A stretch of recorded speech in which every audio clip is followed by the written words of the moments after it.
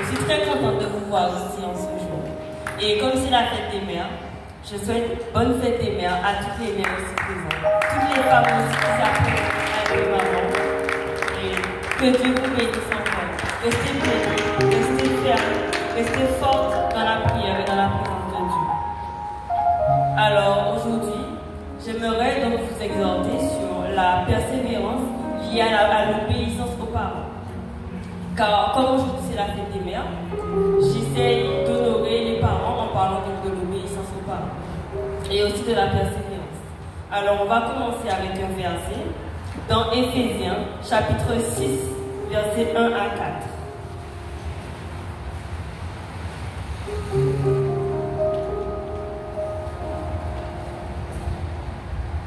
Éphésiens chapitre 6, versets 1 à 4. Alors je lis la parole du Seigneur. Enfants, obéissez à vos parents, selon le Seigneur, car cela est juste. Honore ton père et ta mère. C'est le premier commandement avec une promesse, afin que tu sois heureux et que tu vives longtemps sur la terre. Et vous, pères, n'irritez pas vos enfants, mais élevez-les en les corrigeant et en les instruisant selon le Seigneur. Alors ici, Dieu nous recommande tout simplement à nous, la jeunesse, d'obéir à nos parents. C'est vrai que parfois c'est difficile parce qu'il peut y avoir des différences, il peut y avoir parfois des désaccords, il peut même y avoir des conflits aussi parfois. Et c'est pas toujours facile de faire face à ce genre de choses. C'est pas toujours facile parce que parfois il arrive aussi que nos enfants, en tant que parents, les enfants n'ont pas la même personnalité que les parents, ou bien au niveau même de la foi, de la relation avec Dieu, les enfants peuvent très vite être influencés par leurs amis, par leur fréquentation, ou même par des membres de la famille qui ne sont pas forcément en accord avec Dieu. Il peut aussi arriver que les enfants n'ont pas tout de suite cette relation avec Dieu et donc ils peuvent facilement tomber dans des péchés tels que la drogue, l'impudicité, l'alcool et d'autres péchés encore. Mais Dieu nous recommande, Dieu vous recommande aussi à vous parents de prier pour vos enfants, de tenir ferme dans la prière afin que Dieu puisse protéger vos enfants et qu'ils puissent vraiment un jour visiter le Seigneur. Et à nous la jeunesse, il nous recommande aussi beaucoup de choses dans sa parole. Il nous recommande donc d'obéir à nos parents, d'obéir donc de ne pas suivre tous les péchés qu'il y a dans ce monde, de ne pas suivre les convoitises charnelles, de ne pas nous révolter, de ne pas nous rebeller. La Bible nous recommande donc de respecter, d'honorer nos parents le mieux possible. Respecter, c'est surtout parler bien à ses parents, après aussi faire les tâches ménagères, aider les parents, mais c'est surtout respecter les parents tels qu'ils sont.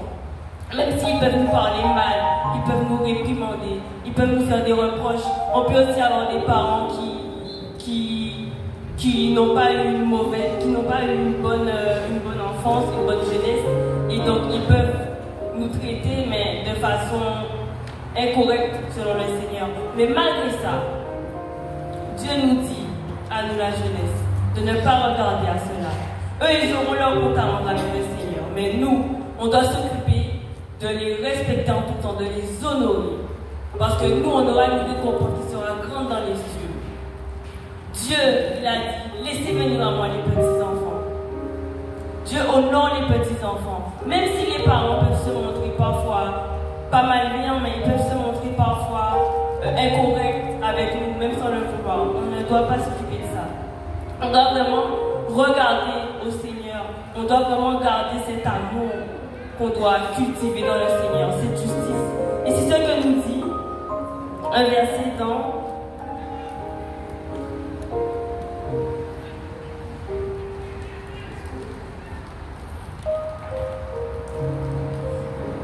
Timothée, chapitre 2, verset 22. La Bible nous dit à nous la jeunesse, fuis les passions de la jeunesse et recherche la justice. Recherche la justice, la foi, l'amour, la paix, avec ceux qui invoquent le Seigneur d'un cœur pur. Il nous dit par la suite, repousse les discussions folles et inutiles, sachant qu'elles font naître des querelles. Alors Dieu nous recommande vraiment d'obéir à nos parents. Car l'obéissance même, c'est l'action, l'habitude d'obéir et de se soumettre à l'autorité qui est Dieu. L'action d'obéir, elle va porter du fruit. Elle va nourrir le Saint-Esprit qui doit être en nous. C'est l'action vraiment de faire ce qui est commandé à Dieu. Donc l'action d'obéir à nos parents, de faire ce qu'ils nous commandent. Même s'ils peuvent nous châtier, même s'ils peuvent nous réprimander pour quelque chose qu'on a fait. Mais quand c'est comme ça, le Seigneur nous dit qu'il reprend ceux qu'il aime. Il châtie ceux qu'il aime. Nous allons prendre un verset aussi dans le livre de Hébreux. Hébreux, chapitre 12, versets 4 à 9. Hébreux, chapitre 12, versets 4 à 9.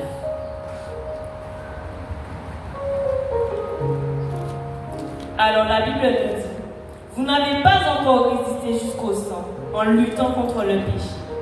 Et vous avez oublié l'exhortation qui vous est adressée comme à des fils.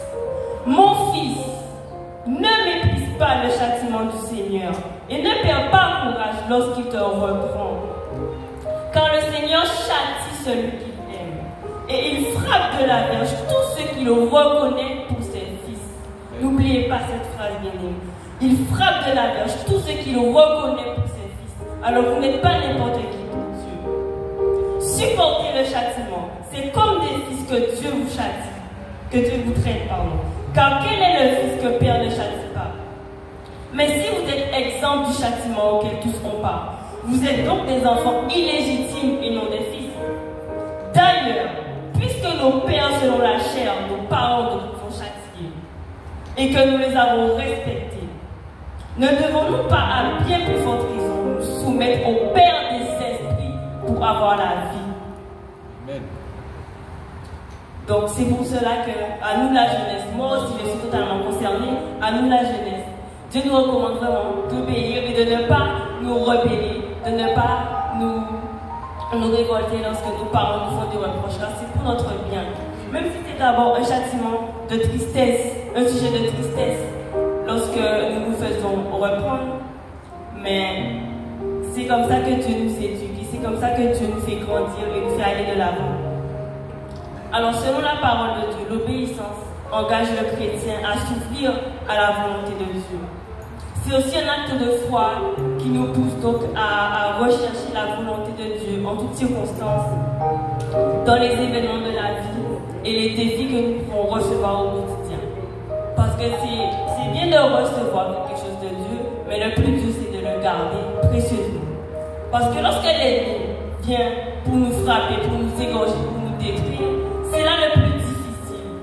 C'est bien de recevoir l'enseignement, mais c'est encore plus dur de persévérer et de garder la chose que Dieu a mise en nous précieusement. C'est ça le plus difficile, bien aimé. Et c'est pour ça que l'obéissance, elle forme la constance, qui elle-même forme la persévérance. L'obéissance est liée à la constance qui forme elle-même la persévérance. Alors, c'est pour ça que sans la présence de Dieu, sans l'obéissance même, sans l'amour surtout, nous ne pouvons pas avancer correctement avec Dieu. Et aussi, il faut savoir il faut que nous sachions quand même pourquoi nous devons être obéissants.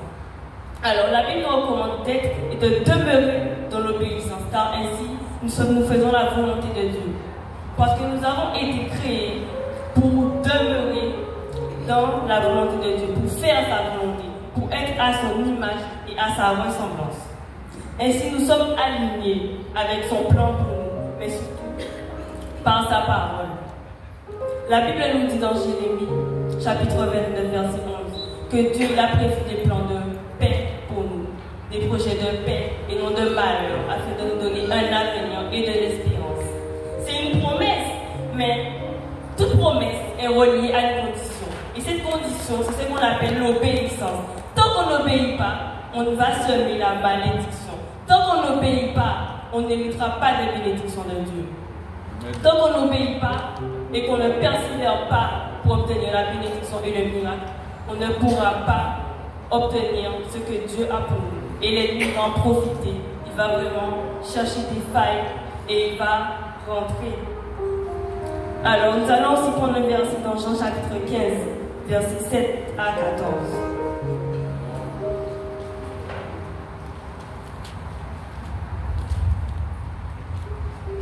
Jean chapitre 15, versets 7 à 14. Alors la Bible nous dit, si vous demeurez en moi et que mes paroles demeurent en vous, demandez ce que vous voudrez et cela vous sera accordé. Si vous portez beaucoup de fruits, donc là il fait aussi référence à l'obéissance qui porte du fruit. Si vous portez beaucoup de fruits, c'est ainsi que mon Père sera glorifié et que vous serez mes disciples. Car oui, lorsqu'on porte du fruit, le fruit c'est l'année de l'amour. Lorsqu'on aime Dieu, lorsqu'on porte du fruit, c'est ainsi qu'on reconnaît que nous sommes les disciples de Dieu. C'est ainsi que les gens du dehors reconnaissent que nous sommes les disciples de Dieu. Car le diable ne peut pas imiter l'amour. Le diable peut imiter tout, don, puissance. Il peut imiter tout ce qui veut, les miracles. Il peut imiter la main de Dieu, mais il ne peut pas imiter le cœur de Dieu. Il ne peut pas imiter l'amour. Parce que c'est l'horreur pour lui. La Bible dit dans Proverbe que Dieu a 7 choses en horreur. Je ne vais pas le lire maintenant, mais Dieu a 7 choses en horreur, en abomination. Les gens du dehors, et même les chrétiens, ils peuvent tomber dans ce piège-là. Mais c'est pour ça que Dieu nous dit que 3 choses demeurent, la foi, l'espérance et l'amour. Et une chose que le diable n'a pas, c'est l'amour. Dès qu'il voit qu'un chrétien porte de l'amour et qu'il garde cet amour en lui, c'est là qu'il va oppresser le chrétien. Il va se mettre vraiment à bombarder le chrétien, toute sorte d'oppression, de persécution, d'outrage. C'est pour cela qu'on va faire face à toutes sortes de rejets, toutes sortes d'outrages, toutes sortes de persécutions. Parce qu'on va obéir et on va garder l'amour que Dieu a répandu dans nos cœurs par le Saint-Esprit qui nous a été donné, comme dit Romains, le livre des Romains. C'est pour cela que Dieu nous recommande de rester dans l'amour, mais de rester ferme. On va se faire haïr, on va se faire persécuter. Mais tant qu'on aura l'amour de Dieu avec nous, tant que Dieu nous aime, c'est ça l'important. Et c'est ça qui nous fait persévérer face aux persécutions. Alors je continue le verset. Comme le Père m'a aimé, je vous ai aussi aimé. Demeurez dans mon amour. Si vous gardez mes commandements, vous demeurerez dans mon amour. De même que j'ai gardé le commandement de mon Père et que je demeure dans son amour. Je vous ai dit ces choses afin que ma joie soit en vous et que votre joie soit parfaite. C'est ici mon commandement. Aimez-vous les uns les autres comme je vous ai aimé. Il n'y a pas de plus grand amour que de donner sa vie pour ses amis. Vous êtes mes amis si vous faites ce que je vous commande. Il dit même dans le chapitre 13, au verset 34 à 35, je vous donne un commandement nouveau. Aimez-vous les uns les autres, comme je vous ai aimé. Vous aussi, aimez-vous les uns les autres. Et là, le verset qui arrive. À ceci, tous connaîtront que vous êtes mes disciples, si vous avez de l'amour les uns pour les autres. Amen. Ça rejoint un chapitre aussi, dans 1 Jean 5. Parce que la Bible dit aussi que si quelqu'un dit aimer Dieu, mais qui n'est pas son frère et sa sœur, il n'a pas d'amour, il se fait menteur.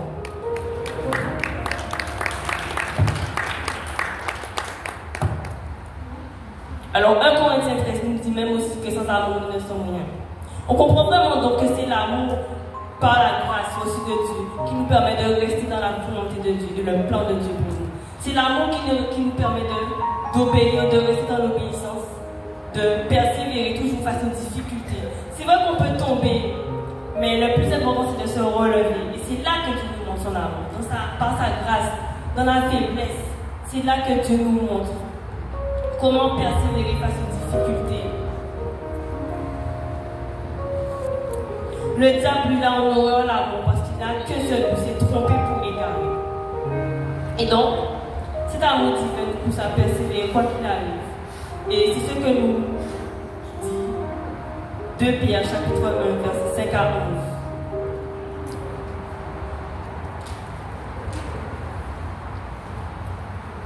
2 Pierre chapitre 1, versets 5 à 11. Il nous parle des vertus chrétiennes. À cause de cela même, faites tous vos efforts pour joindre à votre foi la vertu, à la vertu, la connaissance, à la connaissance, la maîtrise de soi, à la maîtrise de soi, la patience, à la patience, la piété, à la piété, l'amitié fraternelle, à l'amitié fraternelle, l'amour. Car si ces choses sont en vous, et ils sont avec abondance, elles ne vous laisseront point oisifs ni stériles pour la connaissance de notre Seigneur Jésus-Christ. Mais celui en qui ces choses ne sont point est aveugle, il ne voit pas de loin, et il a mis en oubli la purification de ses anciens péchés. C'est pourquoi, frères, appliquez-vous d'autant plus à affirmer votre vocation et votre élection, car en faisant cela, vous ne broncherez jamais. C'est ainsi, en effet, que l'entrée dans le royaume éternel de notre Seigneur et Sauveur Jésus-Christ vous sera largement accordée. Ainsi, Dieu nous dit donc que par ses vertus, la richesse de la parole de Dieu abonde en nous. Au lieu de se fier à nos sentiments, à nos cœurs et à ce que font les autres, on se fie à la parole de Dieu, on s'appuie sur cette parole et on reste stable avec Christ. On ne va pas se borner par de faux raisonnements. Comme dit le livre de Jacques, on ne va pas se borner par de faux raisonnements, mais on va mettre en pratique la parole de Dieu. C'est dur de rester ferme dans la parole de Dieu, parce que le monde devient de plus en plus dur. Mais lorsqu'on est vraiment Dieu, lorsqu'on a établi cette communion, cette relation avec lui, lorsqu'on est déterminé pour le ressembler, quoi qu'il arrive, mais qu'on se reconnaît pécheur, qu'on se reconnaît limité, qu'on se reconnaît borné, c'est là que Dieu nous fait grâce, c'est là que Dieu nous localise, qui nous favorise, et c'est là vraiment qui nous pousse à persévérer. Mais aussi, il faut aussi se rassurer qu'on est le Saint-Esprit, parce que c'est lui qui nous console, c'est lui qui nous guide dans la vérité tout entière et qui nous console lors du malheur afin que l'on persévère encore plus. La voix du Saint-Esprit dans les difficultés, elle nous parle, elle nous convainc. La voix du diable, elle nous dit directement, laisse tomber. Parce que c'est lorsqu'on est tout près du but que les voix du diable, elles nous oppressent encore plus. La voix de Dieu, c'est même pas que c'est petite, la voix de Dieu, il faut se concentrer pour l'entendre et pour persévérer avec cette voix. Mais la voix du diable, elle est tellement, on va dire, liée à nos pensées humaines et à nos pensées diaboliques que c'est elle qu'on va prendre en premier. Mais il faut vraiment se concentrer sur cette voie, sur la direction divine pour que nous puissions demeurer et que nous puissions persévérer jusqu'à la fin. Amen. Pour rester dans la persévérance, il faut être, mais il faut rester attaché à Dieu et au Saint-Esprit, parce que c'est de lui que vient la sagesse, l'intelligence, c'est de lui que vient le discernement. Je vais prendre le dernier chapitre dans Hébreux, chapitre 12, le chapitre qui parle de la persévérance.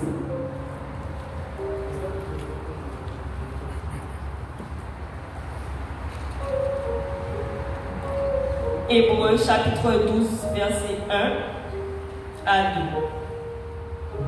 Nous donc aussi, puisque nous sommes environnés d'une si grande nuée de témoins, rejetons tout fardeau et le péché qui nous enveloppe si facilement, et courons avec persévérance dans la carrière qui nous est ouverte, ayant les regards sur Jésus, qui suscite la foi et l'amène à la perfection, en échange de la joie qui lui était réservée. Il a souffert la croix, méprisé l'ignominie, et s'est assis à la droite du trône de Dieu. Bien-aimés donc, je vous invite, que ce soit les responsables de la jeunesse, je suis aussi concernée. Il faut qu'on persévère, bien-aimés. C'est pas facile, mais nous-mêmes, la jeunesse, nous devons commencer par obéir à nos parents, à les respecter. La Bible dit dans Proverbes, je vous invite vraiment à lire le livre des Proverbes parce que c'est un livre inspiré de sagesse. Un livre rempli de sagesse, de réflexion, d'intelligence pour nous aider à bien nous comporter en tant que chrétiens. Alors, nous, en tant que jeunes, nous devons vraiment respecter nos parents parce que c'est eux les repères afin que nous puissions bien nous comporter, afin que nous puissions apprendre à vivre en société, mais surtout, c'est eux qui nous permettent c'est eux qui reflètent Dieu en quelque sorte. C'est sur eux que Dieu se base. C'est eux que Dieu utilise pour nous guider, pour nous aider au quotidien. Il y en a beaucoup qui n'ont pas de parents et ils n'ont pas cette chance, ils n'ont pas cette grâce. Mais bien aimés, nous qui avons des parents, nous la jeunesse, nous devons vraiment respecter, honorer nos parents parce que c'est eux qui nous montrent l'amour. Avec ce qu'ils ont, ils nous montrent l'amour. Alors je vous remercie de m'avoir écouté, bien aimés. Soyez bénis, restez bénis. Que Dieu vous accompagne dans vos difficultés, dans vos problèmes, dans vos persécutions. Et demeurez ferme dans la présence de Dieu. Et voilà, merci beaucoup de m'avoir écouté. Que toute la gloire revienne à Dieu. Amen.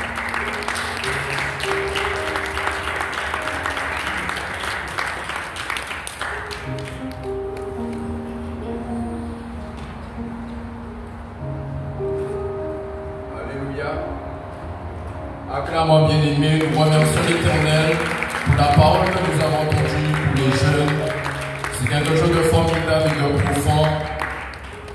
Mais en ce matin, bien-aimés, si nous pouvons avoir un chant d'adoration et que le peuple de Dieu soit touché par cela, j'invite l'Assemblée à se mettre debout.